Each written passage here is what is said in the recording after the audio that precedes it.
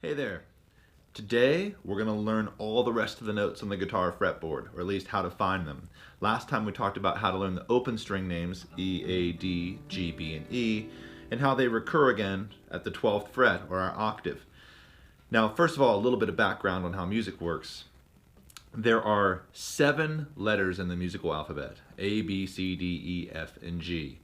The 8th note of the octave is when that A would occur again. So it all goes in a circle. So you will notice that we have 12 frets between our E and our E in an octave. And so what that means is we actually have 12 tones, because you have to remember the sharps and flats. And so if you look at a keyboard, you'll see the black keys. Those are sharps or flats. So sharp obviously means to go up 1 fret, right? So if this note is F, this note is F sharp. And flat means to go down 1 fret, or to go a half step lower, like a tire getting flat or going down. So once we know that, we only need to know one other thing, is that there is no black key on the piano between B and C or E and F. So I'll show you a little clip of that, what it looks like. Okay, and what that means, there's no B sharp and there's no E sharp. There are 2 frets between every note except E and F and B and C. There's 1 fret between B and C and D and F. So let me explain that in real life here. Our 6th string open is E, correct? So up 1 fret from E would be F, because that falls into the B, C, E, F rule. There's no E sharp. You could call this E sharp, but it's really an F, right? Between F and G, that's not B and C and E and F. That is up 2 frets. There is a whole step, meaning 2 frets, between F and G, right? Between G, we start back over to A, is on the 5th fret of the 6th string. So 2 frets there. From the 5th fret to the 7th fret, which is A to B, right? Now here we are, we're at the B-C situation. So 7th fret of the 6th string is B, right?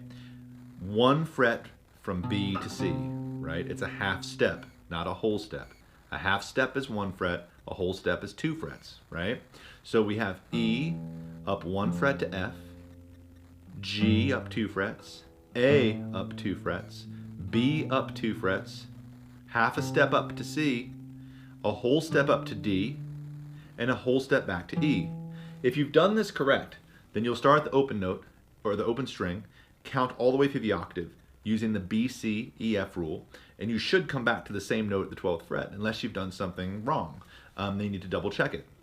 So just to review, there is 1 fret between B and C and E and F. There's 2 frets between all the other notes.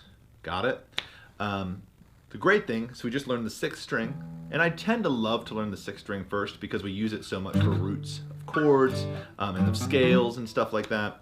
The other great thing about it is the 6th string and the 1st string are the same note 2 octaves apart. So if I learn the notes on the 6th string, if I know this is E and this is E, I know the notes on the 1st string too. E, F, G, A, B, 1 fret between B and C, D, and E. We've learned a third of the guitar notes, right? Already, so that's pretty cool. Go through all the strings.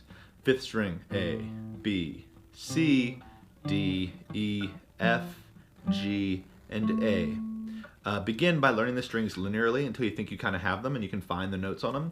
And then we'll talk another time about learning the string names across. It is really important to know the strings and the notes on your guitar, and it doesn't take that much time to do. And it really helps if you know these kind of like starting points. If you know this note's E, you know that D's 2 frets below it, right? So you can from E, E flat, and D. That brings me to my last idea for the day, which is that what are these notes called between E, F, and G? So this note here on the 2nd fret of the 6th string can have 2 names. It can be an F sharp, or it can be a G flat. Those names are enharmonic, they're the same thing.